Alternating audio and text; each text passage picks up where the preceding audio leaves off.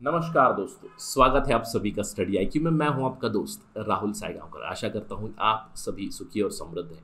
आज हम लोग एक बहुत ही दिलचस्प विषय पे चर्चा करने वाले हैं। हमारी चर्चा का विषय है स्प्लिंटरनेट। आप यहाँ पे हेडिंग देख सकते हो, Russia inches towards its splinternet dream.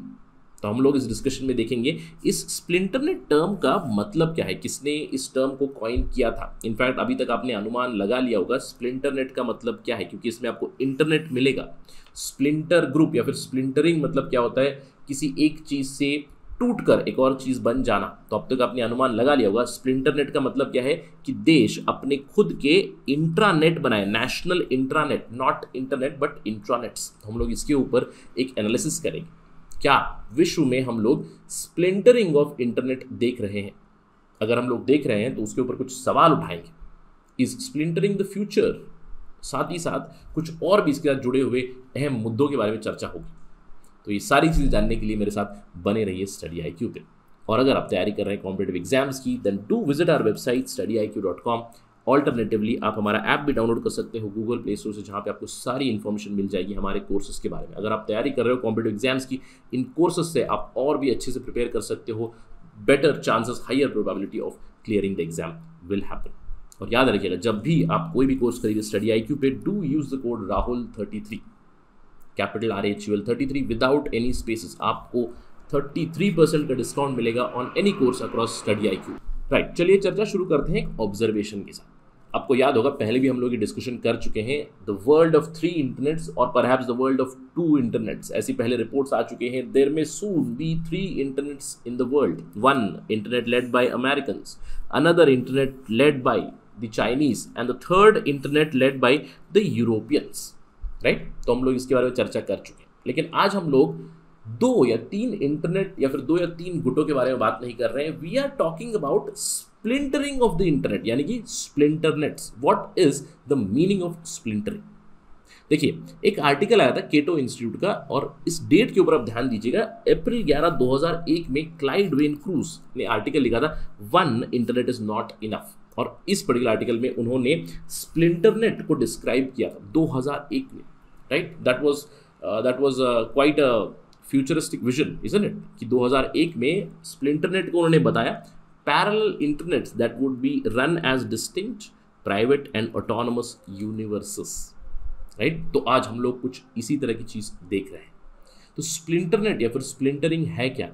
It is basically this. आप देख सकते हो, this is the website www.anything that has been splintered, that has been broken up. तो स्प्लिंटरिंग या फिर splinternet, it is also often referred as cyber balkanization या फिर internet बैल्कनाइजेशन। यानी कि अपने अपने देश, जो भी देश है, अपना अपना इंटरनेट बना रहे हैं। Internet splintering and dividing due to various factors. कई फैक्टर्स हो सकते हैं। किसी के पास टेक्नोलॉजी अच्छी है, किसी के पास ट्रेड अच्छी है, या फिर पॉलिटिकल इश्यूज हो सकते हैं, रिलीजन बेस्ड इश्यूज हो सकते हैं। जैसे कि आपने टर्म सुना होगा, हलाल इंटरनेट के बारे में सुना होगा। This is also another example of splinternet itself. तो रिलीजन के बेसिस पे या फिर डाइवर्जेंट नेशनल इंटरेस्ट के बेसिस पे इंटरनेट का स्प्लिट होना। अब आपने इसके पहले भी उदाहरण देखे होंगे, हम लोग भी बात करेंगे, लेकिन अभी फिलहाल इज रशिया मूविंग टूवर्ड्स स्प्लिंटरनेट? अगर आप रशिया में आज हो और अगर आप वेबसाइट्स ओपन कर रहे हो, जैसे कि फेसबुक, आपको ये पेज मिल जाएगा, it will not be open. Facebook is blocked, Instagram is blocked, Twitter is blocked, बहुत सारी चीज़ें ब्लॉक हो चुकी हैं। BBC न्यूज़ ब्लॉक हो चुका है, इंडिपेंडेंट न्यूज़ ब्लॉक हो चुका है। तो रशिया में बहुत सारी वेबसाइट्स को ब्लॉक कर दिया गया। इसीलिए सवाल उठ रहा है, is Russia inching towards its splinternet dream? In fact Russia ने इसके लिए ऑलरेडी शुरुआत की हुई थी। रशिया ने अपना खुद का सॉवरेन इंटरनेट बनाने के लिए एक लॉ पास किया था मई 2019 में, सॉवरेन इंटरनेट लॉ। यहाँ पे जब साइन किया गया था by Vladimir Putin, it said we want to shield our country from the aggressive nature of United States of America. और सभी को पता है कि यूएस का बहुत दबदबा चलता है ओवर द वर्ल्ड इंटरनेट। तो जो भी एक्सटर्नल साइबर थ्रेट्स होंगे, रशियन नेटवर्क्स को जो भी खतरा होगा, उन सारी चीज़ों को फिल्टर करने के लिए, इंटरनेट ट्रैफिक को रीराउट करने के लिए ऑलरेडी उन्होंने लॉ लाया था और ऑलरेडी उनके पास इंफ्रास्ट्रक्चर बन रहा था। अब ये केवल रशिया नहीं है, रशिया में तो अभी भी वर्क इन प्रोग्रेस है। इसके प्रॉब्लम्स के बारे में हम लोग जानेंगे थोड़ी देर में। लेकिन केवल रशिया नहीं, इससे पहले हम लोग ऑलरेडी उदाहरण देख चुके हैं। उदाहरण है किसका? The great Chinese firewall is already known. China में there is no concept of Twitter, there is no concept of Facebook, सारी चीज़ें उनकी खुद की है, राइट। देर इज बाइडू, उनका खुद का जो कहते हैं सोशल मीडिया नेटवर्क बाइडू है। Not just the Chinese, China का तो बहुत बड़ा एग्जाम्पल बनता है। इनफैक्ट चाइना एक बहुत बड़ा नेशनल इंट्रानेट है। चाइना ही नहीं है, ईरान ने अपना खुद का नेशनल इंफॉर्मेशन नेटवर्क बनाया हुआ है। और नॉर्थ कोरिया का इंटरनेट तो इनफेमस है, सबको लगता है कि नॉर्थ कोरिया में इंटरनेट है नहीं, लेकिन नॉर्थ कोरिया में उनका खुद का इंटरनेट नहीं, it is called as national intranet. Intranet मतलब उनके देश का इंटरनेट, बेसिकली उनके देश का भीतर वाला नेटवर्क, उसका नाम है वांगम्योंग। इसके अलावा बहुत सारे दूसरे देश हैं जो इंटरनेट को सेंसर कर चुके हैं, जैसे कि यूएई हो गया, Belarus, Turkey, Thailand, Myanmar, everywhere they have put internet curbs and someway हम लोग ये कह सकते हैं ये भी एक स्प्लिंटरनेट बन चुके हैं, क्योंकि वो इंटरनेट ट्रैफिक को रोक रहे हैं। एक समय था 2013 में, मुझे याद है, ब्राज़ीलियन प्रेसिडेंट थी दिल्मा रूसेफ, उन्होंने तो कॉल किया था कि we will create Brazilian national internet. Although ये हुआ नहीं, बट ब्राज़ील जैसे बड़े देश ने भी कहा था कि we will create our own national internet. इसी का मतलब है स्प्लिंटरिंग ऑफ इंटरनेट या फिर स्प्लिंटरनेट्स। इनफैक्ट भारत में भी चर्चा तो चली रही है। It is understood that India is also working on some sort of a framework, data governance framework, data localization framework, जिससे कि जो बड़े बड़े टेक फॉर्म्स हैं, जिसको हम लोग फांग कंपनीज कहते हैं, right, Facebook, Amazon, Netflix, Google etcetera, इनकी जो हाई हैंडेडनेस चलती है उससे बचने के लिए ये लोग ऑलरेडी इंटरनेट को, डेटा को वेपनाइज कर चुके हैं बहुत हद तक। इससे बचने के लिए इंडिया भी एक फ्रेमवर्क ला रहा है, डेटा लोकलाइजेशन नॉर्म्स आ रहे हैं। ऑल्दो हम लोग इंडिया को पर्टिकुलरली स्प्लिंटर नेट नहीं कह सकते, बट कुछ चीज़ें ज़रूर आ चुकी, जैसे कि फॉर एग्जाम्पल हम लोग कह सकते हैं, we can give example of Koo app. आपने कू ऐप के बारे में ज़रूर सुना होगा कि ट्विटर के ऊपर इतनी ज़्यादा निर्भरता बढ़ चुकी है। ट्विटर हर एक गवर्नमेंट ऑफिशियल इस्तेमाल करता है, पॉलिटिशियन इस्तेमाल करते हैं। तो एक समय आ गया था कि ट्विटर ने धमकी दे दी थी एक मिनिस्टर की, हम आपका अकाउंट सस्पेंड कर देंगे। तो इसके चलते इंडिया का खुद का इंडिजिनस कू ऐप डेवलप हो चुका है। तो again not exactly splinter net, but I can say a step towards splinter net. तो इन अ नटशेल स्प्लिंटर नेट का मतलब क्या है? ये है वर्ल्ड मैप, राइट। इंटरनेट का मतलब है कि पूरा विश्व ऐसे कनेक्टेड है, लेकिन स्प्लिंटर नेट का मतलब क्या है? हर एक देश का अपना खुद का इंटरनेट। जैसे चाइना ने खुद को फायरवॉल कर लिया है, अपना खुद का इंटरनेट है उनका। अब रशिया भी उसी मुहिम में लगा हुआ है। रशिया ने भी 2019 में एक लॉ पास किया और अपना खुद का इंटरनेट वो चला रहे हैं। Iran is already doing it, north Korea already has it, और यूएस और एलाइज मैं कह सकता हूँ ये लोग अपना अपना खुद का एक गुट बना सकते हैं। ऑलरेडी हम लोग बात कर चुके हैं 3 इंटरनेट्स की। यूरोपियन यूनियन का उनका खुद के इंटरनेट के रूल्स हैं, EU रूल्स एंड रेगुलेशंस, जहाँ पे there is also right to be forgotten from the internet. तो वेयर आर वी हेडिंग?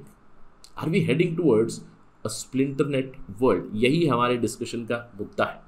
अब सवाल ये उठता है कि सर ये चीज़ हो रही है, ठीक है, कहीं ना कहीं हम लोग इसको ऑब्जर्वेशन कर रहे हैं, तो इसमें दिक्कतें नहीं है क्या? अब समझ लीजिए हाइपोथेटिकल सिनारियो, कल ही इंडिया चाहता है कि हम अपना खुद का एक इंटरनेट बना दें। हम चाहते हैं कि हम भी अपना स्प्लिंटरनेट बनाएं, हमें किसी के ऊपर निर्भरता नहीं चाहिए, क्योंकि जिस तरह के साइबर थ्रेट्स, साइबर इश्यूज हो रहे हैं, तो कहीं ना कहीं स्टेप अगर लिया जाए तो क्या हो सकता है? हाइपोथेटिकल सिनारियो अगेन, क्या प्रॉब्लम्स आ सकती जब भी स्प्लिंटरनेट बनाएंगे? देखिए, सबसे पहले तो होगी मल्टीपल ISP प्रोवाइडर्स होते हैं कहीं पे भी। अगर आज हम लोग बात करें, इंडिया में भी मल्टीपल इंटरनेट सर्विस प्रोवाइडर्स है, तो उन सब के ऊपर रोक लगानी पड़ेगी। कहीं ना कहीं एक सेंट्रलाइज्ड ISP आना पड़ेगा। That is a big problem. अब Russia is actually facing it. मैंने आपको बताया कि रशिया में एक स्प्लिंटरनेट बनने की तैयारी में है, लेकिन रशिया में ये कहा जाता है कि अप्रॉक्सीमेटली 3000 इंटरनेट सर्विस प्रोवाइडर्स और उनकी जो इंटरनेट रेगुलेटिंग बॉडी है, उन्हें बहुत दिक्कत हो रही है। It is basically like decentralised splinternet, right. अब सबसे बड़ी प्रॉब्लम ये हो जाएगी कि कहाँ पे रुकेंगे। आज देशों ने एक स्प्लिंटरनेट बना दिया, कल जाके क्या कोई प्रोविंस या फिर राज्य अपना स्प्लिंटरनेट बनाएगा? That's a big question. इसके अलावा भारी पैसा लगेगा, भारी इन्वेस्टमेंट लेंगे। हम जानते हैं कि इंटरनेट, देखिए, सैटेलाइट से कम्युनिकेशन तो हो ही सकता है ऑफ कोर्स, लेकिन आप सबको ये पता होना चाहिए कि जब भी हम लोग इंटरनेट इस्तेमाल करते हैं, सैटेलाइट डेटा नहीं होता है। Satellite data is very low for internet usage. ये जो इंटरनेट आता है हमें अंडर सी केबल से आता है, यानी कि पानी के नीचे से केबल्स आ चुके हैं। पूरा विश्व इन केबल से कनेक्टेड है, इसीलिए इंटरनेट चलता है। तो इसका मतलब क्या है कि अगर मुझे खुद का इंटरनेट बनाना पड़ेगा तो मुझे खुद के एरिया को कनेक्ट करना पड़ेगा। अभी ऑलरेडी वी आर कनेक्टेड, हमें दूसरे जो ग्रिड से या फिर दूसरे जो इंटरनेट ग्रिड से उससे डिस्कनेक्ट करना पड़ेगा।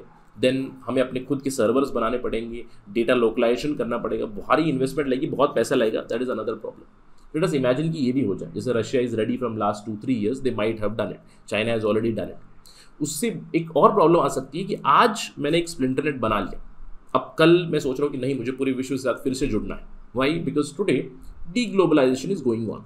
अब कल को जाके वापस ग्लोबलाइजेशन के नॉर्म्स आ गए तो स्टैंडर्डाइजेशन की इशू हो जाएंगी, क्योंकि मेरा खुद का एक इंटरनेट है, क्या मैं उसको कनेक्ट कर सकता हूँ with others? That standardization issue will of course come, right? That is another problem, technical issue. ये सब तो इश्यूज हो गई, मैं कहूँगा बहुत हद तक other issues, but some bigger issues would be these two. सबसे बड़ी प्रॉब्लम है कन्फाइनमेंट और सेंसरशिप की। क्यों? क्योंकि अगर मैं एक इंटरनेट में हूँ, मैं कन्फाइन हो चुका हूँ, मेरे पास डेटा भी कन्फाइन हो चुका है, जो भी सरकार डिसाइड करेगी वही डेटा आएगा, सेंसरशिप हो जाएगी। फॉर एग्जाम्पल, अब अगर कल को सरकार ये कह दे स्टडी IQ की वीडियोस इंडिया में नहीं आएंगी, then what is a problem, right? That is confinement, कि वो डेटा नहीं आ रहा है, वो सेंसर हो रहा है, दैट्स अ ह्यूज इशू। इसके अलावा सिक्योरिटी थ्रेट तो रहेगा ही रहेगा। अब सिक्योरिटी थ्रेट कैसे? आपको लगेगा सर हमने तो इंटरनेट बना लिया, हमने तो अगर कंप्लीटली सिक्योर बना लिया तब तो अच्छी बात है, लेकिन अगर कंप्लीटली सिक्योर नहीं बनाया, कि रशिया ने अपना खुद का समझ लीजिए स्प्लिंटरनेट बना लिया, फिर इंटरनेट बना लिया, US ने डिसाइड किया हम इन पे अटैक करेंगे, साइबर अटैक, तो इनके नेटवर्क में अगर घुस गए, तो अगर साइबर अटैक हुआ, साइबर इन्वेजन हुआ, तो केवल इन्हीं का इंटरनेट डाउन हो जाएगा, which is a targeted thing. अभी फिलहाल कैसा होता है कि इंटरनेट की वजह से सभी लोग कनेक्टेड है, तो एक जगह पे प्रॉब्लम हो जाएगी, दूसरी जगह पे प्रॉब्लम हो जाती है, right?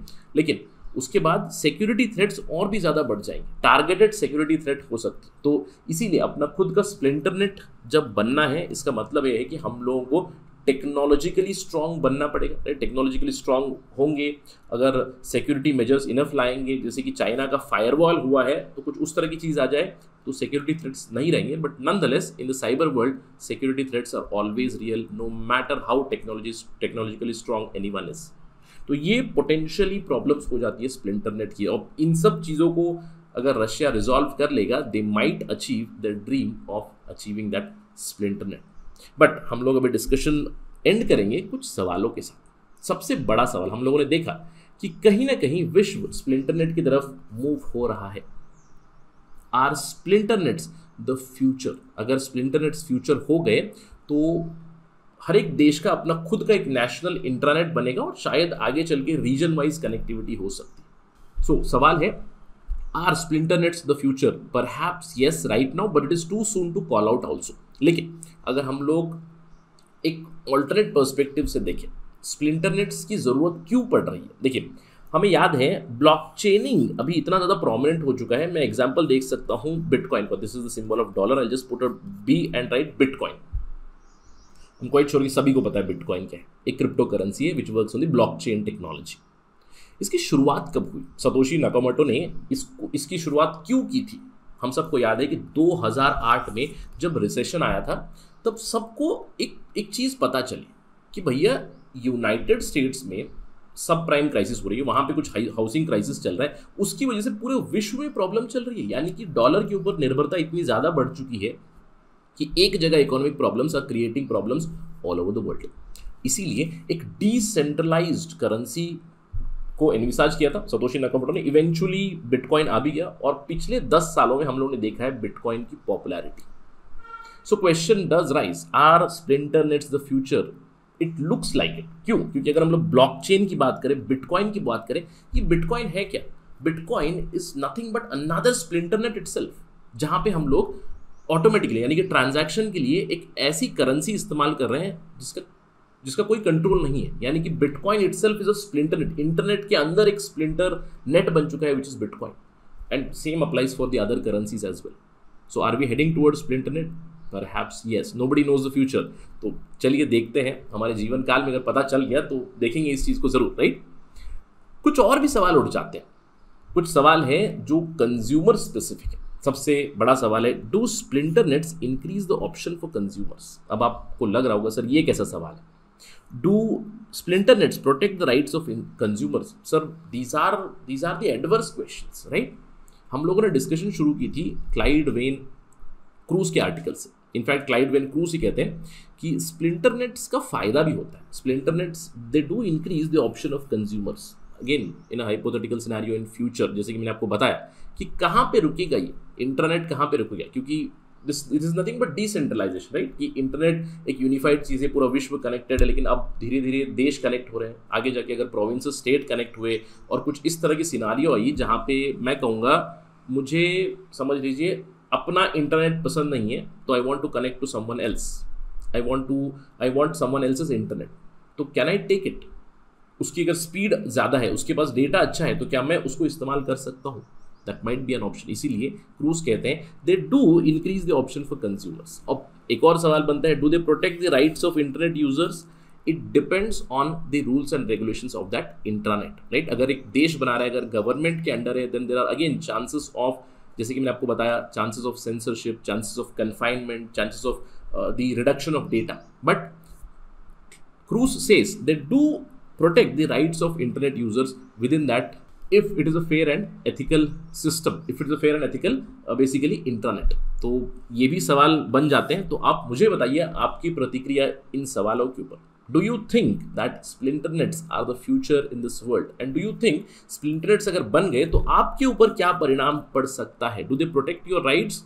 Do they increase your options or do they hamper your options? इन सवालों के जवाब तो हमें आगे चल के ही मिलेंगे. अभी फिलहाल तो जैसे कि मैंने आपको बताया, I showed you this map, we are perhaps moving towards more and more splinter nets.